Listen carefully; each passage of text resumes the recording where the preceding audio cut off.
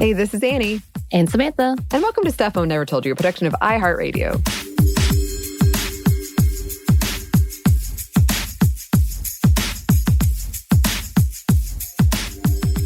Yes, and happy Monday, everyone, if you're listening to this on a Monday when it's released. If not, happy day. Happy day to you. And we are back with a bit of rest and vacation time that we just had, which was lovely. Anney, what did you do? I got to go on my annual beach trip with my very close friends that I've had since I was in elementary school. And we participated in our own Olympics, and they were a delight. And I came in third, and I think I was robbed, but that's all right. Oh, third, not even second. I can't. Oh, Samantha, I don't need you rubbing it in. I had my start was bad of the day, I'll admit. I had a very poor performance in the balancing dice act. Terrible. Oh no, you're kind of shaky. That makes sense. In my raft race, I did really well. And and the putting out the candles with the water gun, top-notch gold medal for me. That's pretty smart, although there could be probably disadvantages if it's windy. Yeah, we had to find a very strategic place to do that one. I love that. Yeah, and we just spent time with family, and Peaches got to swim a lot, so it was delightful. Yes, and if you've never seen Peaches swim, you should go see my Instagram because it's quite cute, and I love it. And we had to buy her little booties so that she didn't rough up her paws because the bottom of the swimming pool is pretty rough. And so, yeah, I have pictures of my dog swimming in booties. Just so you know. And you know what? Let's just be honest. I think everyone is in dire need of rest, especially from the past several years. And just overall, there's been so much conversation of how taking a rest is often discouraged or seen as weak. But that's a whole other episode. And we're not going to talk about that today, but we do want to talk about what many have been experiencing for a while now, which is collective trauma. And we're going to go a little broader than that because as we were researching it, not too much research is coming about how it affects women specifically, and I'm sure it's coming around, don't get me wrong.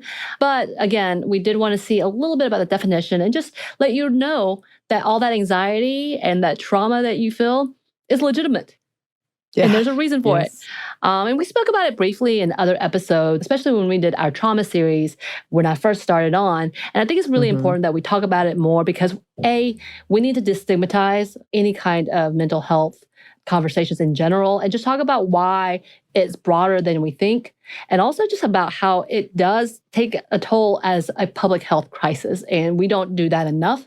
So for me, who has been in my field in a long time, I am an advocate, a strong advocate in making sure that we are addressing these things and being able to recognize it. So yeah, but we did, again, like I said, I want to take a little bit of a deeper look and just a little bit of a reminder of what it is, as well as just so you realize, we're not going to go in depth about any specific situations that could cause trauma or that does cause anxiety, but we are going to kind of mention some of the past things that could bring on this type of collective trauma. Just let you know. Yeah. So to begin with, what is collective trauma? According to Psychology Today, collective trauma refers to, quote, the impact of a traumatic experience that affects and involves entire groups of people, communities, or societies. And it is something that can have consequences within these communities. It can affect relationships, policies, and even governmental processes. It can change how a society functions or even operates, and may even change what is considered to be the social norm. And a bit more in depth, collective trauma is, quote, a response that can follow a variety of traumatic experiences. And this includes things like wars, natural disasters, pandemics, systemic and historical oppression, and mass shootings and other events. And though it may be felt collectively, the experiences vary for each individual, and the pandemic has been something that has clearly shown the good and bad of these responses. Right. And with the continued stories of sexual violence and trauma, as we're hearing more and more stories or people are actually coming out and fighting against those who are abusers, women have continued to have layered effects of collective trauma within the last years. But it isn't just the collective trauma that continues to weigh many people down who have been affected by these stories and situations, but it's also the vicarious trauma, which is hearing all these stories that are way too familiar, especially when it comes to sexual assault, harassment, violence, and abuse. So vicarious trauma is just being able to relate through something else someone else has gone through. And I know we've talked about that during the Kavanaugh hearing, and we're talking about it again as the FBI has now shown reports that they did not handle the cases and or incident reports to any actual investigation. So I think that's kind of re-bringing it up some of the things, especially with Dr. Ford coming back out saying they completely mishandled this and I didn't get the justice that I deserved. And she was completely right.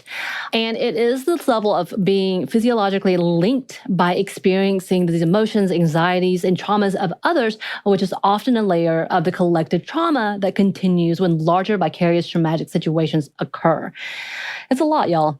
But what's more is the depth of how the patriarchal structures that becomes the platform of why women and non-binary people are suffering from the depth of collective trauma. And while we're talking about the effects of the patriarch, apparently there is a thing called the patriarchal stress disorder. It's fairly new. It's just recently coined. And yes, we are definitely coming back to this in a different episode. So look out for it. Yes. But within these layers, we have to look at the intersectionality of the continued piling on of trauma that causes overwhelming crises within different communities. As the police violence against the Black community and BIPOC continue, we watch as the world keeps inflicting a level of suffering in a power play for white supremacy with seemingly little to no justice to be seen. The small victories of justice are sometimes smeared by victim-blaming tactics that are often used against those who aren't here to defend themselves. And it's not new, but it is a reason for us to see this as a public health crisis. Collective trauma, vicarious trauma, and racial trauma, which is what is happening for the communities that keep having to scream Black Lives Matter and being pushed against and persecuted, are all a crisis that needs to be addressed and seen as a public health crisis, which will continue to affect those who aren't able to process or get any type of intervention or access to any type of healthcare. Right. So when we're talking about these different levels, and it gets bigger and bigger, we know this. And when looking at, again, how we're talking about intersectionality here and why it was coined, this is the very reason. There is a deeper meaning of why this is so dangerous to so many people, but who it affects and who it affects more.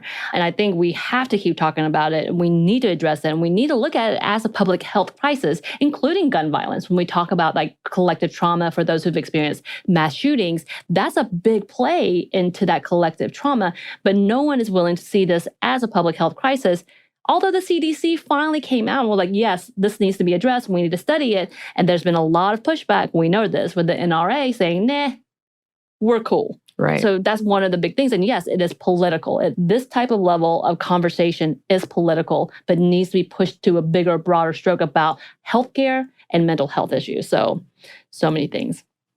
And yes, and there's a lot to be researched, and it's probably being studied, especially as the current crisis is still ongoing. Hello, Delta variant. And many are grieving over so much loss and difficulties that have been affecting so many. But as stated in Psychology Today, quote, grieving takes time. Grieving for a collective trauma takes time, organization, and vision.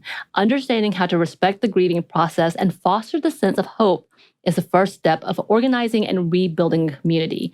There's both a need to respectfully acknowledge the ongoing burden of living without loved ones or the familiar ways of life, and to thoughtfully foster new ways of building on the communal strength of the survivors. And it's such a beautiful statement and beautiful idea. And yes, this is what we need to do, but the underlying reasons for all of these types of trauma is what needs to be talked about first. And I think we're barely there. Obviously, we keep having to rerun these conversations on a constant basis, unfortunately. And until we can actually come to a point of understanding that there's so much more to bringing strength to the survivors. And again, part of that is us being advocates and allies for those who are seemingly drowning in collective, vicarious, and racial traumas. Yes, yes. So obviously a lot more for us to talk about, and I'm sure we'll return in a future episode. We hope all of you listeners are well out there, and we always love hearing from you. If you would like to contact us, you can, or email us stuffmediamomstuff@iheartmedia.com. You can find us on Instagram at Stuff I've Never Told You, or on Twitter at momstuffpodcast. Thanks as always to our super producer, Christina. Thank you. And thanks to you for listening. Stuff I've Never Told You is a production of iHeartRadio. For more podcasts from iHeartRadio, visit the iHeartRadio app, Apple Podcasts, or wherever you listen to your favorite shows.